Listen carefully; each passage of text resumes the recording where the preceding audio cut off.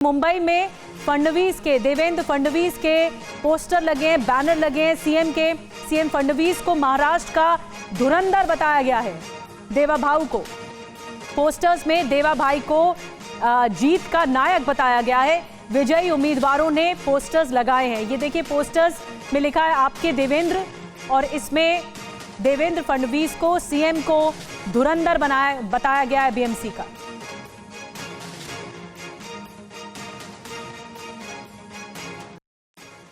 25 साल बाद महायुति का महापौर बनेगा, यही बहुत बड़ी उपलब्धि है। धन्यवाद मुंबईकर को कि उन्होंने हमारे नेता आदरणीय एकनाथ जी शिंदे और देवेंद्र फडणवीस दोनों को विश्वास जताया, उनमें उनके काम के आधार पे वोट दिया।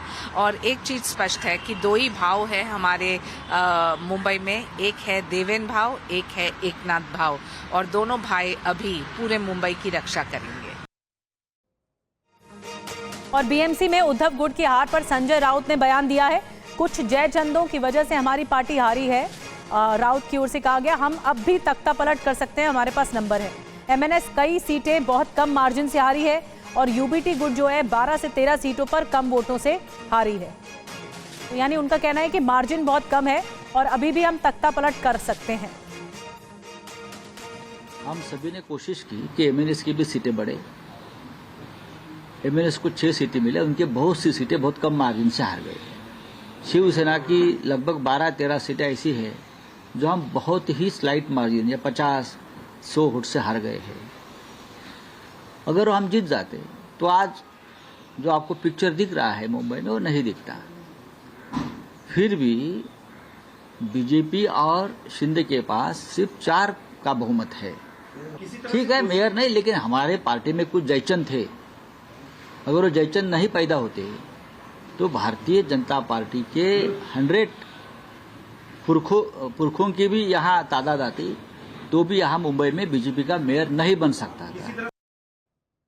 और इस बीच चुनावों में हार के बाद राज ठाकरे ने भी प्रतिक्रिया दी है, एक्स पर पोस्ट किया है। इस बार का चुनाव आसान नहीं था, ये राज ठाकरे ने लिखा है।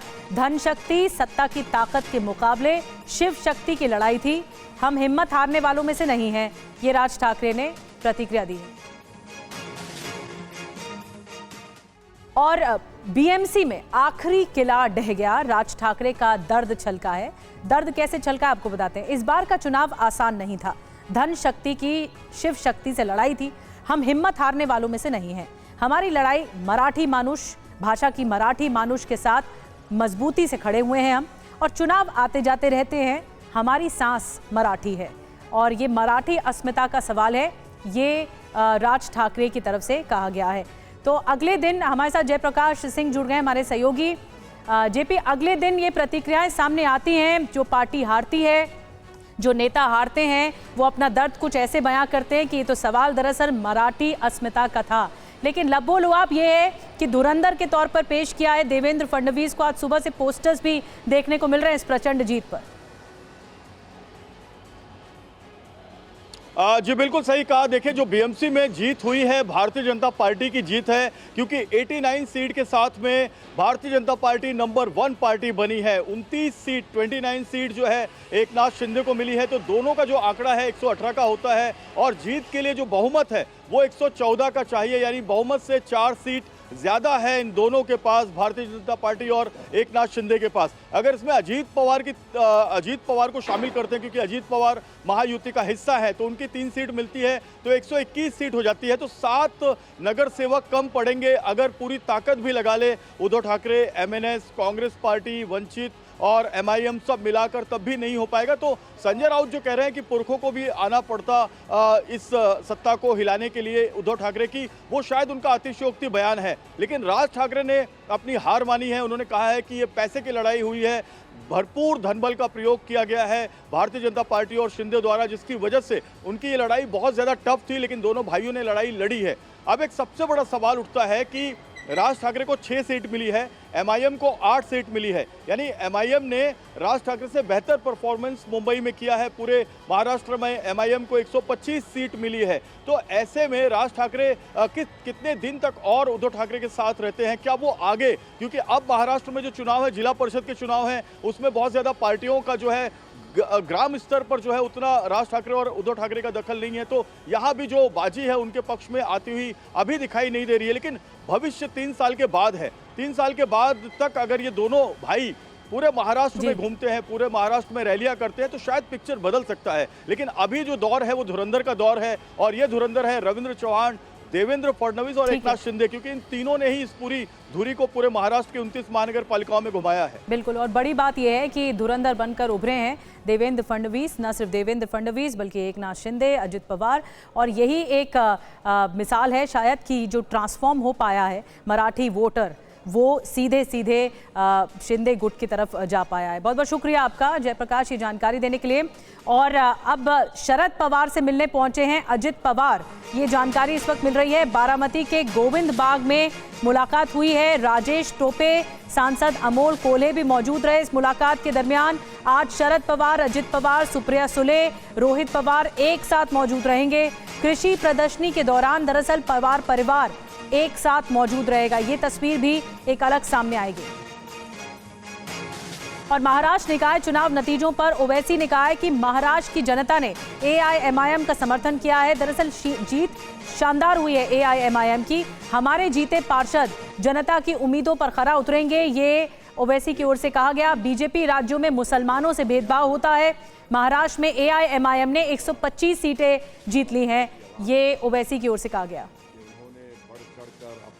महाराष्ट्र में मजलिस-ए-इत्तेहादुल मुस्लिमीन पार्टी के 125 कॉरपोरेटर्स कामयाब हुए। मैं शुक्रिया अदा करना चाहूँगा महाराष्ट्र की आवाम का कि उन्होंने बढ़ चढ़कर अपने वोट का इस्तेमाल किया, और मैं शुक्रिया अदा करना चाहूँगा उन तमाम वोटर्स का जिन्होंने एमआईएम पार्टी के कैंडिडेट्स को अपने वोट से, अपनी दुआओं से नवाजा और हमको इस कामयाबी से हमकिनार किया। और बीएमसी में उद्धव गुट की हार पर संजय राउत ने बयान दिया है। कुछ जयचंदों की वजह से हमारी पार्टी हारी है, राउत की ओर से कहा गया। हम अब भी तख्ता पलट कर सकते हैं, हमारे पास नंबर है। एमएनएस कई सीटें बहुत कम मार्जिन से हारी है, और यूबीटी गुट जो है 12 से 13 सीटों पर कम वोटों से हारी है।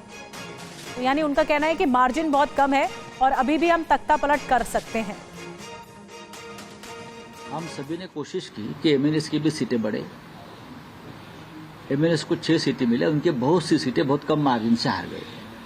शिवसेना की लगभग 12-13 सीटें ऐसी है जो हम बहुत ही स्लाइट मार्जिन या 50-100 वोट से हार गए हैं। अगर हम जीत जाते तो आज जो आपको पिक्चर दिख रहा है मुंबई में वो नहीं दिखता। फिर भी बीजेपी और शिंदे के पास सिर्फ 4 का बहुमत है। ठीक है, मेयर नहीं, लेकिन हमारे पार्टी में कुछ जयचंद थे।